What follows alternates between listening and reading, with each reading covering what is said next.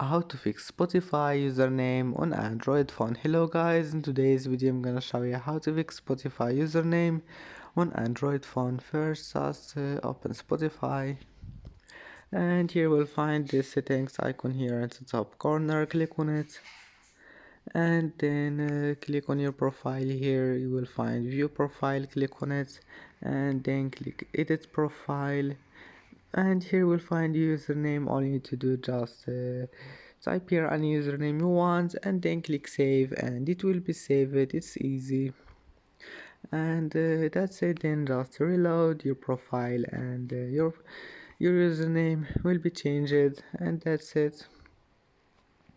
And that's it for today's video. If you like this video, don't forget like, and don't forget subscribe, and thank you for watching this video until the end, and see you in the next video.